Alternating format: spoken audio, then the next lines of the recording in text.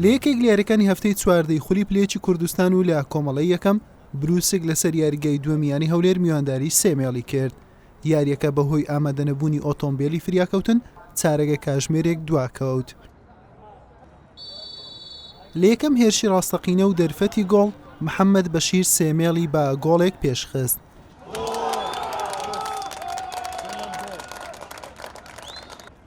لە کاتێکدا بروسک هەوڵی بۆ گۆڵ یەکسانی دەدا 3 مێڵ باشتر و بەهێزتر دەردەکەوت. لە چەندین دەرفەت زۆر نزیک بوو جیاوازیەکە زیاد بکات.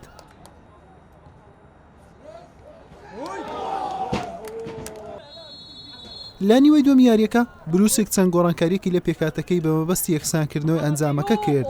ئەم حاڵەتە ناڕەزایی زۆریانەی بروسچی لێکەوتەوە و داوای لێدانی سزایان دەکرد.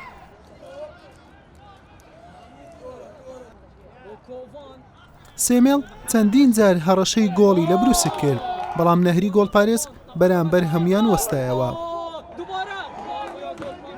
لە خولەکی 69 ناوبژوان لێدانێکی سزای بۆ بروسک ئەژمار کردو و هێمن عەلی ئەنجامەکەی بۆ بروسک یەکسان کردەوە. یاریەکەش هەر بەم ئەنجامەمایەوە و بە یەکسانی بە کۆتا هات. بەڕاستی دەتوان برم کاریگەری یاریەکانی ڕابردوو بوو لە سەرمان کە نەمانتوانی بۆ ئەنجامی پێویست بەدەستبێنین، بۆ یاریزانەکانمان یعنی هیوا بڕانە چیان پێوە دیار بوو. زۆر ئەمە بیرمان لە یاریەکانی تکە نەدەکردەوە وەکو یاری پیشەسازی و وەکو ئاکرێ.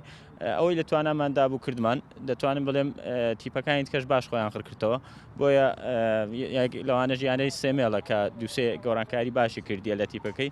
ئەمە نەمانتوانی هیچ گۆڕانکاریەک یاریزانی نوێ بین ناو تیپەکەمان و ئەو دوو یاریەی مامانە ئینشاڵڵا بتوانین ئاست و ئەنجامێکی باشتر پێشکەش بکەن. بەم شێوەیە بروسک 2 خاڵی گرنگی لێدەستدا و بە 20 خاڵ و هەمان ڕێژی خاڵ لەگەڵ پیشەسازی دووەم لە خانەی سێم مایەوە و 4 خاڵیش لە ئاکری پێشەنگ دوورە. لەم کۆمەڵەیە تەنها 2 هەفتە لە یاریەکانی ماوە و یەکیانش دەگاتە خولی نایەبی کوردستان. حوسێن محەممەد، کەناڵی ئاسمانی پێام، هەولێر.